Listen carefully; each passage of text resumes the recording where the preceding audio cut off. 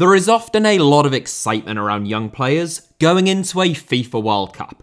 In some cases, like with Michael Owen in 1998, and most famously of all Pelé in 1958, those youngsters can go above and beyond all expectations, taking the tournament by storm before going on to enjoy incredibly decorated careers within the game. On other occasions, like with Femi Opabumbi in 2002 or Giovanni Dos Santos in 2010, they can fall short of a lot of people's expectations and struggle to recover from that disappointment within their club careers. So in today's video, I thought that it might be quite interesting to take a look at the 7 youngest players at the 2018 World Cup in Russia, just 4.5 short years ago, and see how they are getting on now.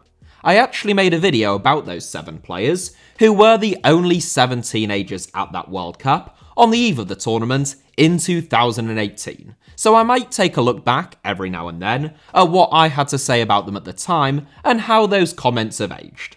I didn't say much, it should be said, at a time when most of my videos were under 5 minutes long, which is about how long I seem to spend on my introductions these days. When you hear my voice in 2018 though, I suspect that you will be quite relieved that I didn't talk for long. Right, without further ado then, and in the spirit of 2018 and being at least a little bit more concise than usual, here are the 7 youngest players from the 2018 World Cup. Where are they now? 7th, Jose Luis Rodriguez, Famalicão. Panama had the oldest squad at the 2018 World Cup, with a whopping 9 players over the age of 30, in the country's first appearance at a World Cup finals. The average age of the Panama squad, which was 29.6, was brought down considerably by one of 7 teenagers at the tournament. Jose Luis Rodriguez headed to Russia as the youngest and the least experienced member of the Panama squad, having won just 2 caps up to that point, and only ever having played 16 senior games of football at club level. Rodriguez was contracted to Ghent's reserves at the time, but he never managed to get a game for the Belgian side's second string. Nonetheless, Rodriguez started all 3 group games for Panama, all 3 of which ended in defeat for the Central Americans. After the World Cup, Rodriguez joined Istra 1961 in Croatia, followed by a move to the Alaves B team, where he played regular first-team football for the first time during his career.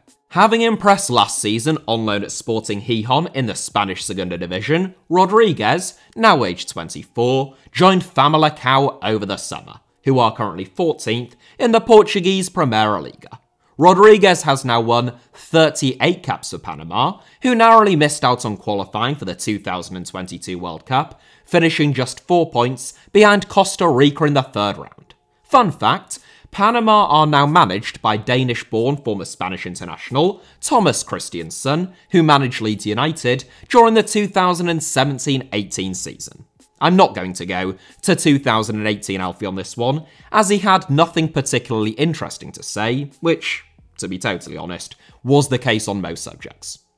6th, Moussa Wagué, Gorica. A player about whom there was much excitement in the summer of 2018, not only was Moussa Wagué the youngest player in Group H, he started Senegal's opening 2 games in 2 different positions, right back and left back, and his goal against Japan made him the youngest African goalscorer in the history of the FIFA World Cup. Following Senegal's cruel group stage exit by virtue only of fair play rules, having been tied on points, goal difference, goals scored and head-to-head record with Japan, Wagué was signed by La Liga giants Barcelona from his current club UPenn for a fee of €5 million. If Jose Luis Rodriguez is in a better place now playing for Famalicão than I most likely would have predicted in 2018, then Wagué is certainly in a much worse one, though that is largely because of a career-threatening injury rather than through any fault of his own. Following a handful of appearances for Barcelona and a half-season on loan at Nice, Wagué went on loan to Pauca in the 2020-21 season, but in just his 12th game for the club, he ruptured his patella, which is just about the worst injury that a footballer can get, short of having a leg removed. The injury ruled Wagué out for almost 2 years, and, incredibly, it meant that in the 4 years following his starring role at the 2018 World Cup, Wagué made just 23 appearances. Thankfully, he is now playing football again at long last, after Barcelona sanctioned a deal to let him join Croatian minnows Gorica over the summer, who are currently marooned to the foot of the HNL table. That is, the bad news as far as Wagué is concerned, but the main thing is that he is just playing again. 13 games already so far this season, and age 24, fingers crossed he can continue his comeback in the years to come. 5th, Trent Alexander-Arnold, Liverpool. England had the second youngest squad at the 2018 World Cup, captained by a 24-year-old Harry Kane, in a tournament that they went into with historically low expectations, but ended up reaching only their third semi-final. In a brief interruption here, I will go to 2018 Alfie on this one and see what he had to say about Trent 4.5 short years ago. From one right back to another, in 5th place is Trent Alexander-Arnold, who is England's youngest player heading to Russia. Born in October 1998, Alexander-Arnold is only 19, but he played 33 games in a Liverpool side which reached the Champions League final this season. Alexander-Arnold was previously a regular in England's youth sides and even bagged 7 goals from 10 caps for the under-19s. A quick, hard-working fullback with a dangerous cross, Alexander-Arnold is unlikely to start for England, with Kieran Trippier preferred for that right wing-back spot. 7 goals in 10 games for the under-19s. I'd forgotten about that, but that is one hell of a stat. I was right about Alexander-Arnold playing second fiddle to Kieran Trippier, who was excellent at that World Cup, with Trent's only appearance coming in England's final group game against Belgium, at which point both teams had already booked their place in the round of 16 and made sweeping changes, looking to rest some of their best players. Describing Alexander-Arnold as a fullback with a dangerous cross, as I did in 2018, probably proved to be somewhat of an understatement, given that he has now made a career total of 66 assists at the age of just 24. That is an incredible record for anyone, let alone a fullback, though it is worth pointing out in my defence that Trent had made just 1 Premier League assist when that video came out. Since the 2018 World Cup, Trent has won it all at Liverpool. Still, his international career is yet to really take off though, and whilst he has made England's World Cup squad following an injury to Reece James, it is a similar story now as it was in 2018, with the Liverpool star likely to play second fiddle to Kieran Trippier at right wing-back in Qatar, just as he did in Russia. 4th, Francis Azoho, Ammonia. A really interesting inclusion, for reasons that I am about to explain. Let's just hear everything that 2018 Alfie had to say about Azoho 4.5 years ago. Unsurprisingly, the youngest goalkeeper at this summer's finals in Russia, 6'5" shotstopper Francis Azoho was also born in October 1998. The youngest foreign goalkeeper in La Liga history, Azoho made 2 league appearances for Deportivo La Coruña last season. A former striker turned goalkeeper, having been told he was too slow to play up front, Azoho ironically looked quite like a centre-forward playing in net when he let in a Harry Kane shot against England in a recent friendly. Well, despite my gentle ribbing at the end there, real big man mocking a 19-year-old, eh? Azoho looked very much like a goalkeeper in a recent Europa League tie for Ammonia against Manchester United at Old Trafford, earning plaudits and acclaim from across the globe after he made 12 saves in a narrow 1-0 defeat for the Cypriot outfit. Azoho has apparently grown an inch since 2018, now reported as being 6'6" inches tall, but he is another 2018 World Cup youngster who hasn't played very much football since the tournament in Russia.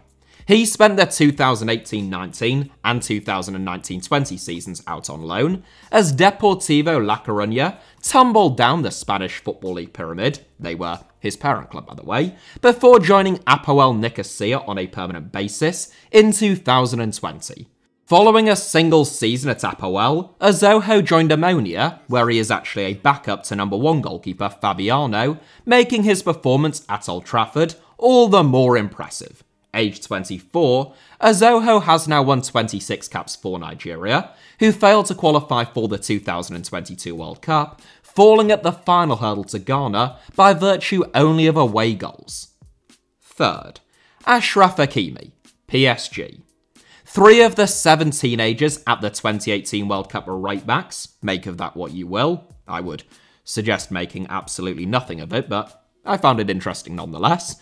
And here is everything that I had to say about a teenage Achraf Hakimi 4.5 years ago. A very likely starter for Morocco at the World Cup, 19-year-old Achraf Hakimi made his international debut at the age of 17. A graduate of the Real Madrid Academy, Hakimi has been with Los Blancos for more than a decade, and wasn't even born the last time Morocco reached a World Cup finals. Hakimi played 17 games and scored 2 goals for Real Madrid last season as the club won a 3rd consecutive Champions League title. A quick and versatile footballer, Hakimi is predominantly a right back, but there's a chance he could be deployed at left back to accommodate Nabil Derir in his favoured position in Russia. Well, this lad certainly knows his onions, since Hakimi did indeed go on to play at left back at the 2018 World Cup, to accommodate Nabil Derir at right back, with the exception of Morocco's opening fixture against Iran, in which Hervé Renard opted to play a 3-4-3 formation, and Hakimi was instead deployed as one of 3 centre-backs, alongside Mehdi Benatia and Roman Saiss. That illustrates that versatility that I spoke of at the time, but now as an established senior professional, age 24, Hakimi has very much established himself as a right-back.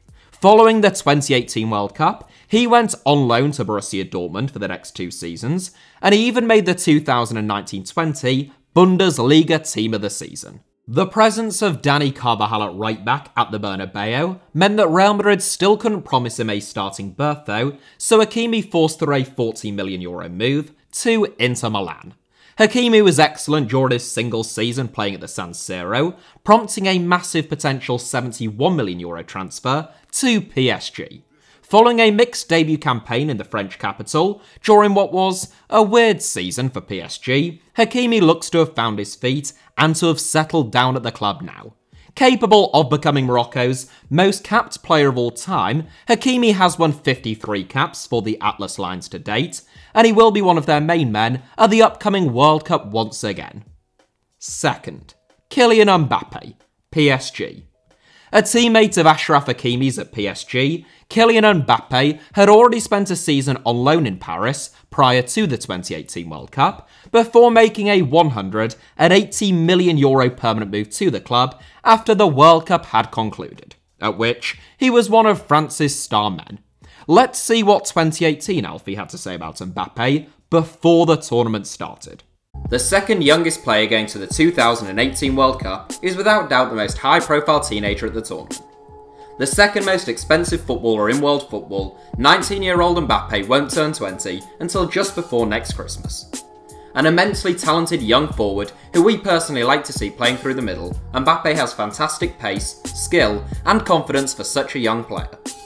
He's a potential future Ballon d'Or winner and is likely, although not certain, to start for France at the finals, where he'll most probably be played out wide on the right. Who we personally like to see playing through the middle. We? We. Who's we? It has always just been me. Here's me thinking that I've always identified with the pronouns he/him, but it turns out that 4 or 5 years ago, when I seemingly wanted to give the impression that HITC Sevens was some enormous media empire with a collection of different views, I went by we/us. Anyway, I digress. Mbappé hasn't yet won the Ballon d'Or, aged 23, having finished 4th in 2018, 6th in 2019, 2020's was cancelled of course, 9th in 2021, and 6th again in 2022. And he is currently the 3rd favourite to win it in 2023, behind Lionel Messi and Erling Haaland. Mbappé did indeed start for France, but through the middle in their opening game against Australia, presumably because Didier Deschamps listened to us, then on the right, as I suspected he would against Peru, before being rested in France's final group game against Denmark. He played on the right for France in every single one of their knockout stage ties, playing a starring role against both Argentina and against Croatia in the final, being named as the young player of the tournament. Mbappé has been incredibly prolific for PSG ever since, and he is well on course to become France's all-time leading appearance holder and goal scorer, already with 59 caps and 28 goals to his name. Now the highest paid player in all of world football, Mbappé looks set to join Real Madrid on a free transfer last summer, before U-turning once PSG offered him a gazillion euros a minute, an unlimited supply of free oil and gas direct from Qatar, and promised to covertly assassinate anyone who said that he looked like the Teenage Mutant Ninja Turtle online. Alright, they might not have been the exact terms of the deal, I haven't actually seen the contract, but it was definitely something like that. First, Daniel Arzani, MacArthur FC. A player who most non-Australians didn't know much about going into the 2018 World Cup, and a player who most still don't 4.5 years on, Daniel Arzani was the youngest player at the World Cup finals in Russia, and the youngest Australian ever to have played in a World Cup. He didn't start but came on as a substitute for Australia in all 3 of their matches in Russia, and after the tournament, he was signed for a fee of around £1 million, leaving City Football Group owned Melbourne City to join City Football Group owned Manchester City. Arzani failed to play a single minute of football for Man City during his 4 years at the Etihad, going out on loan 5 times and failing to make much of an impression. Last summer, he returned to Australia, looking to revive his career in the A-League, where he once won the Young Footballer of the Year award in the 2017-18 season. Now aged 23, the Iranian-born wide man joined MacArthur FC, who sit 10th out of 12 teams in the A-League, just 5 games into the current campaign, where he will be a teammate of former Cardiff City wide man Craig Noone. Arzani has not been capped by Australia since 2018, still stuck on just 6 caps, and he will play no part for them at the upcoming World Cup in Qatar. So that is it for today's video, a bit of a throwback, I hope that you enjoyed it. Hit the like button if that was the case, let me know your thoughts as ever down below in the comments, and feel free to subscribe and turn on notifications should you be feeling so inclined to HITC Sevens. You can also follow me on, either Twitter or Instagram, or both, via the username @HITC Sevens on both, should you wish to do so.